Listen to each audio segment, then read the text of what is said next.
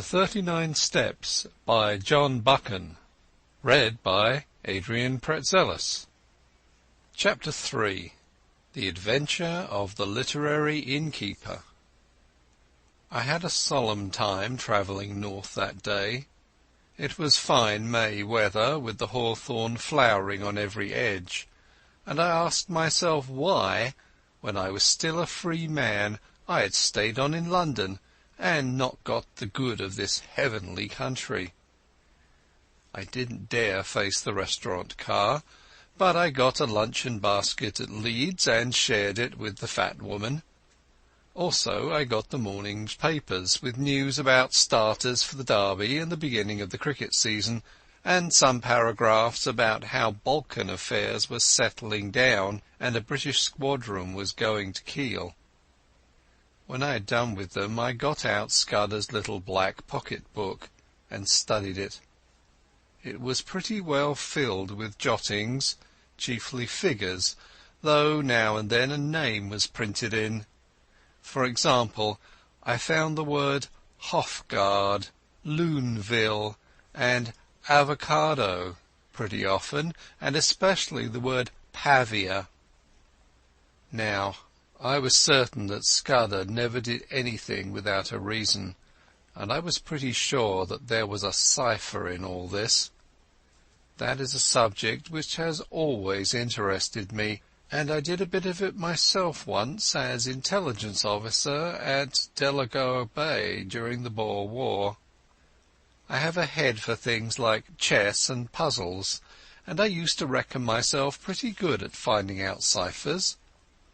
This one looked like the numerical kind, where sets of figures corresponded to the letters of the alphabet, but any fairly shrewd man can find the clue to that sort after an hour or two's work, and I didn't think Scudder would have been content with anything so easy. So I fastened on the printed words, for you can make a pretty good numerical cipher if you have a keyword which gives you the sequence of the letters. I tried for hours, but none of the words answered. Then I fell asleep and woke at Dumfries just in time to bundle out and get into the slow Galloway train. There was a man on the platform whose looks I didn't like, but he never glanced at me, and when I caught sight of myself in the mirror of an automatic machine, I didn't wonder. With my brown face, my old tweeds, and my slouch, I was the very model of one of the hill farmers who were crowding into the third-class carriages. I travelled with half a dozen in an atmosphere of shag and clay pipes. They had come from the weekly market, and their mouths were full of prices. I heard accounts of how the lambing had gone up on the Cairn and the Douch and a half-dozen other mysterious waters.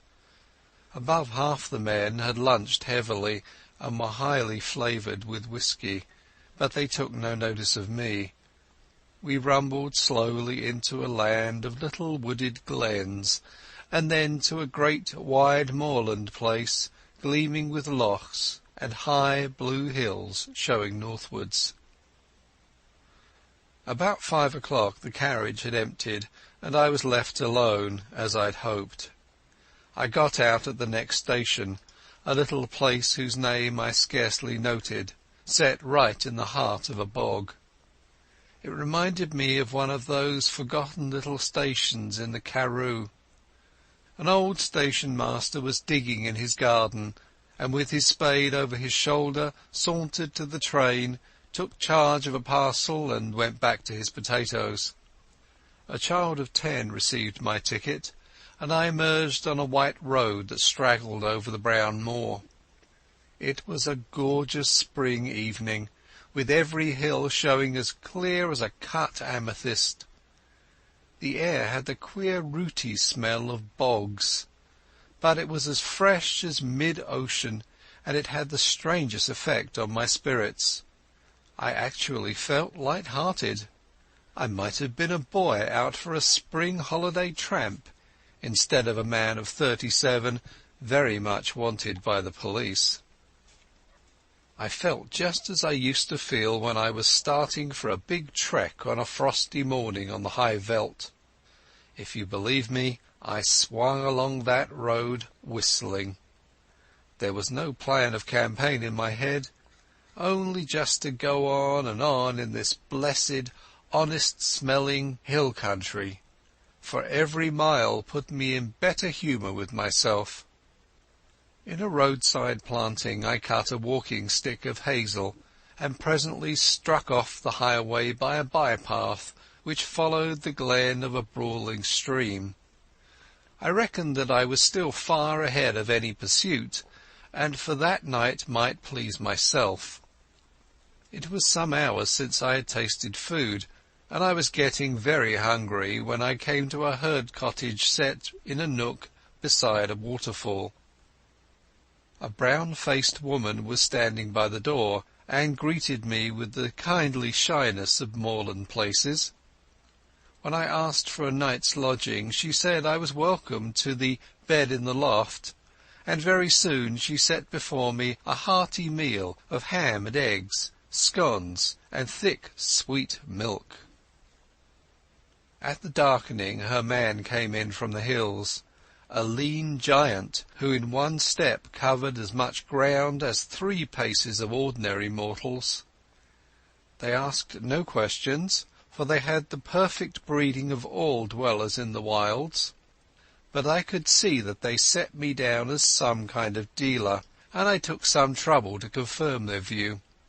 I spoke a lot about cattle, of which my host knew little, and I picked up from him a good deal about the local Galloway markets, which I tucked away in my memory for future use.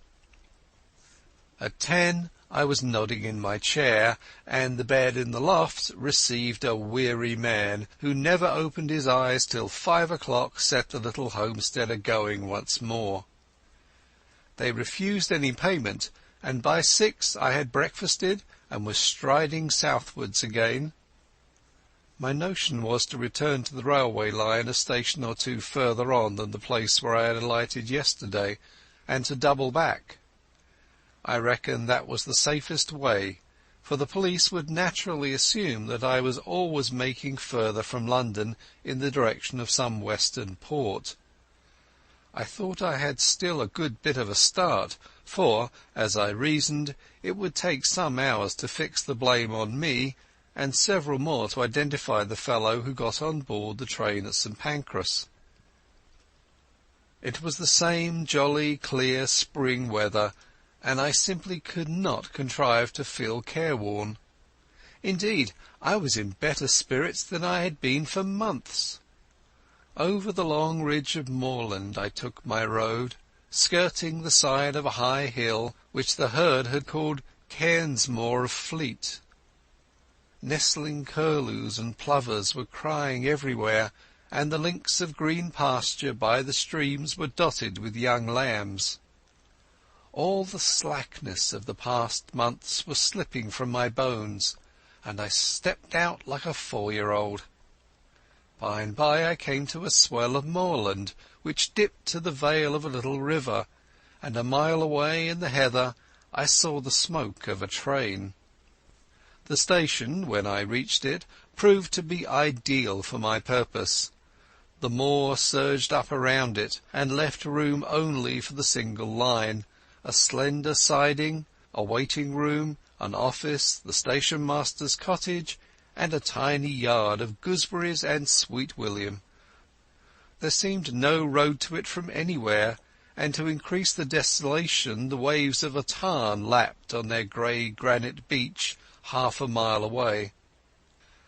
I waited in the deep heather till I saw the smoke of an east-going train on the horizon. Then I approached the tiny booking office and took a ticket for Dumfries. The only occupants of the carriage were an old shepherd and his dog, a wall-eyed brute that I mistrusted. The man was asleep, and on the cushions beside him was that morning's Scotsman. Eagerly I seized on it, for I fancied it would tell me something. There were 2 columns about the Portland Place murder, as it was called. My man Paddock had given the alarm and had the milkman arrested. Poor devil, it looked as if the latter had earned his sovereign hardly. But for me he had been cheap at the price, for he seemed to have occupied the police the better part of a day. In the stop press news I found a further instalment of the story. The milkman had been released, I read, and the true criminal, about whose identity the police were reticent, was believed to have got away from London by one of the northern lines. There was a short note about me as the owner of the flat. I guessed the police had stuck in that as a clumsy contrivance to persuade me that I was unsuspected. There was nothing else in the paper, nothing about foreign politics or Karolides, or the things that had interested Scudder. I laid it down and found that we were approaching the station at which I had got out yesterday. The potato-digging station-master had been gingered up into some activity, for the west-going train was waiting to let us pass, and from it had descended 3 men who were asking him questions. I suppose that they were the local police who had been stirred up by Scotland Yard and had traced me as far as this one-horse siding. Sitting well back in the shadow, I watched them carefully. One of them had a book and took down notes. The old potato-digger seemed to have turned peevish, but the child who had collected my ticket was talking volubly. All the party looked across the moor where the white road departed. I hoped they were going to take up my tracks there. As we moved away from that station, my companion woke up. He fixed me with a wondering glance, kicked his dog vigorously, and inquired where he was. Clearly he was very drunk. "That's what comes of being a teetotaler," he observed in bitter regret. I expressed my surprise that in him I should have met a blue-ribbon stalwart. "Ay, but I'm a strong teetotaler," he said pugnaciously. "I took the pledge last Martinmas, and I havena touched a drop o' whisky since, not even at Hogmanay, though I was sair tempted." He swung his heels up on the seat and burrowed a frowsy head into the cushions. "And that's what I get," he moaned. "A head hotter than hell fire, and 20 looking different ways for the Sabbath."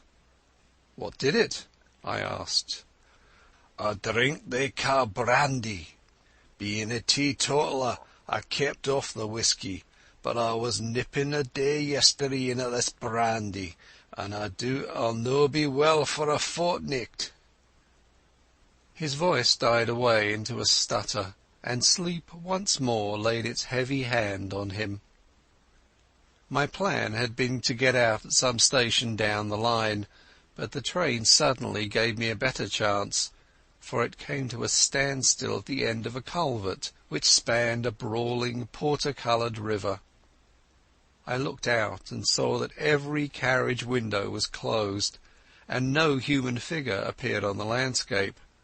So I opened the door and dropped quickly into the tangle of hazels which edged the line. It would have been all right but for that infernal dog. Under the impression that I was decamping with its master's belongings, it started to bark, and all but got me by the trousers. This woke up the herd, who stood bawling at the carriage door in the belief that I had committed suicide. I crawled through the thicket, reached the edge of the stream, and in cover of the bushes put 100 yards or so behind me. Then from my shelter I peered back, and saw that the guard and several passengers gathered round the open carriage door and stared in my direction. I could not have made a more public departure if I had left with a bugler and a brass band. Happily the drunken herd provided a diversion. He and his dog, which was attached by a rope to his waist, suddenly cascaded out of the carriage, landed on their heads on the track, and rolled some way down the bank towards the water. In the rescue which followed, the dog bit somebody, for I could hear the sound of hard swearing. Presently they had forgotten me, and when, after a quarter of a mile's crawl, I ventured to look back, the train had started again and was vanishing in the cutting. I was in a wide semicircle of moorland, with the brown river as radius and the high hills forming the northern circumference. There was not a sign or sound of a human being, only the plashing water and the odd interminable crying of curlews. Yet, oddly enough, for the first time I felt the terror of the hunted on me. It was not the police that I thought of, but the other folk who knew that I knew Scudder's secret and dared not let me live. I was certain that they would pursue me with a keenness and vigilance unknown to the British law, and that once their grip closed on me I should find no mercy. I looked back, and there was nothing in the landscape.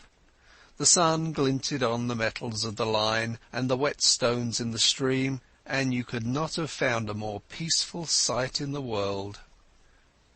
Nevertheless, I started to run. Crouching low in the runnels of the bog, I ran till the sweat blinded my eyes. The mood did not leave me till I had reached the rim of mountain and flung myself panting on a ridge high above the young waters of the brown river. From my vantage ground I could scan the whole moor right away to the railway line and to the south of it, where the green fields took the place of heather. I have eyes like a hawk, but I could see nothing moving in the whole countryside. Then I looked east, beyond the ridge, and saw a new kind of landscape, shallow green valleys with plentiful fir plantations, and the faint lines of dust which spoke of high-roads. Last of all I looked into the blue May sky, and there I saw that which set my pulses racing. Low down in the south a monoplane was climbing into the heavens. I was certain, as if I had been told, that that aeroplane was looking for me, and that it did not belong to the police. For an hour or two I watched it from a pit of heather. It flew low along the hilltops, and then in narrow circles back over the valley up which I had come. Then it seemed to change its mind, rose to a great height, and flew away back to the south. I did not like this espionage from the air, and I began to think less well of the countryside I had chosen for a refuge. These heather hills were no sort of cover if my enemies were in the sky, and I must find a different kind of sanctuary. I looked with more satisfaction to the green country beyond the ridge, for there I should find woods and stone houses. About 6 in the evening I came out of the moorland to a white ribbon of road which wound up the narrow vale of a lowland stream. As I followed it, fields gave place to bent, the glen became a plateau, and presently I had reached a kind of pass where a solitary house smoked in the twilight. The road swung over a bridge, and leaning on the parapet was a man. He was smoking a long clay pipe and studying the water with spectacled eyes. In his left hand was a small book with a finger marking the place. Slowly he repeated, "As when a griffin through the wilderness, with winged step o'er hill and moory dale, pursues the Arimaspian." He jumped round as my step rung on the keystone, and I saw a pleasant, sunburnt, boyish face. "Good evening to you," he said gravely. "It's a fine night for the road." The smell of wood smoke and of some savoury roast floated to me from the house. "Is that place an inn?" I asked. "At your service," he said politely. "I am the landlord, sir, and I hope you will stay the night, for, to tell you the truth, I have had no company for a week." I pulled myself up on the parapet of the bridge and filled my pipe. I began to detect an ally. "You're young to be an innkeeper," I said. "My father died a year ago and left me the business. I lived there with my grandmother. It's a slow job for a young man, and it wasn't my choice of a profession." "Which was?" He actually blushed. "I want to write books," he said. "And what better chance could you ask?" I cried. "Man, I've often thought that an innkeeper would make the best storyteller in the world." "Not now," he said eagerly. "Maybe in the old days when you had pilgrims and ballad makers and highwaymen and mail coaches on the road, but not now. Nothing comes here but motor cars full of fat women who stop for lunch, or a fisherman or two in the spring, and the shooting tenant in August. There's not much material to be got out of that. I want to see life, to travel the world, and write things like Kipling and Conrad. The most I've done yet is to get some verses printed in Chambers' Journal." I looked at the inn, standing golden in the sunset against the wine-red hills. "I've knocked a bit about the world, and I wouldn't despise such a hermitage. Do you think that adventure is found only in the tropics or among gentry in red shirts? Maybe you're rubbing shoulders with it at this moment." "That's what Kipling says," he said, his eyes lightening, and he quoted some verse about romance being up the 9:15. "Here's a true tale for you then," I cried, "and a month's hence you can make a novel out of it." Sitting on the bridge in the soft May gloaming, I pitched him a lovely yarn. It was true in essentials too, though I altered the minor details. I made out that I was a mining magnate from Kimberley who had had a lot of trouble with IDB, illicit diamond buying, and had shown up a gang. They had pursued me across the ocean and had killed my best friend and were now on my tracks. I told the story well, though I say it who shouldn't. I pictured a flight across the Kalahari to German Africa, the crackling, parching days, the wonderful blue velvet nights. I described an attack on my life on the voyage home, and I made a really horrid affair of the Portland Place murder. "You're looking for adventure?" I cried. "Well, you found it here. The devils are after me, and the police are after them. It's a race that I mean to win." "By God," he whispered, drawing his breath in sharply, "it is all pure Rider Haggard and Conan Doyle." "You believe me," I said gratefully. "Of course I do," and he held out his hand. "I believe everything out of the common. The only thing to distrust is the normal." He was very young, but he was the man for my money. "I think they're off my track for the moment, but I must lie close for a couple of days. Can you take me in?" He caught my elbow in his eagerness and drew me toward the house.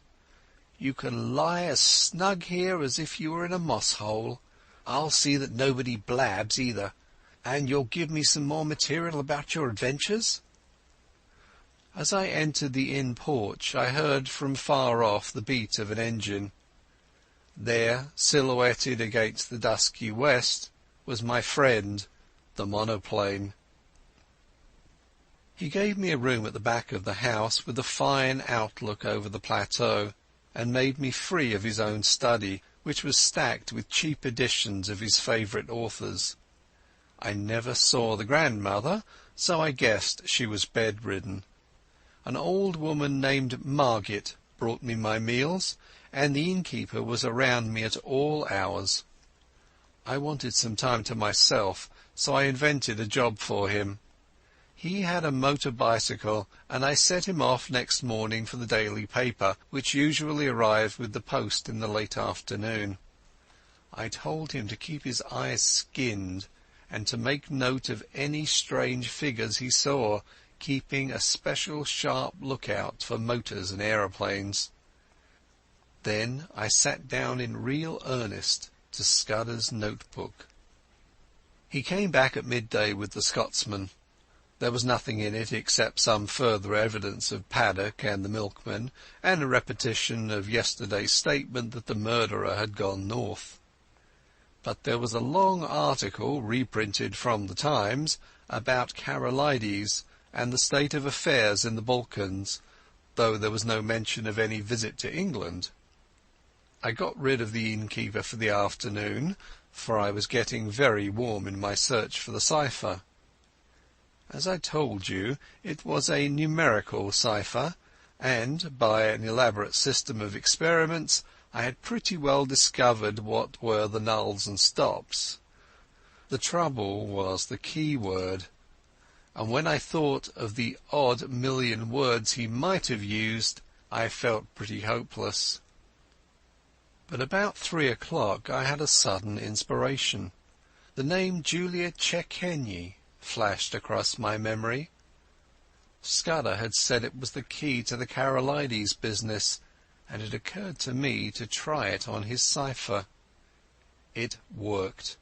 The 5 letters of Julia gave me the position of the vowels. A was J, the 10th letter of the alphabet, and so repeated by X in the cipher.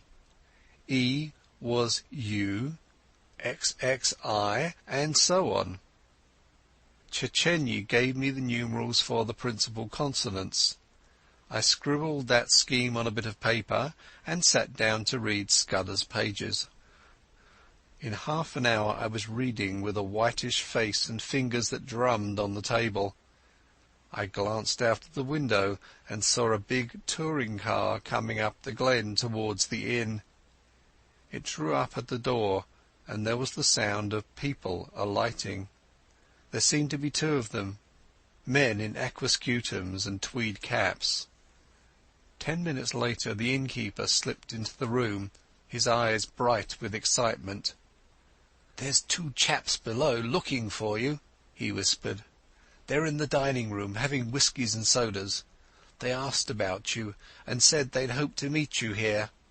Oh, and they described you jolly well, down to your boots and shirt. I told them you had been here last night and had gone off on a motor bicycle this morning, and one of the chaps swore like a navvy." I made him tell me what they looked like. One was a dark-eyed, thin fellow with bushy eyebrows, and the other was always smiling and lisped in his talk.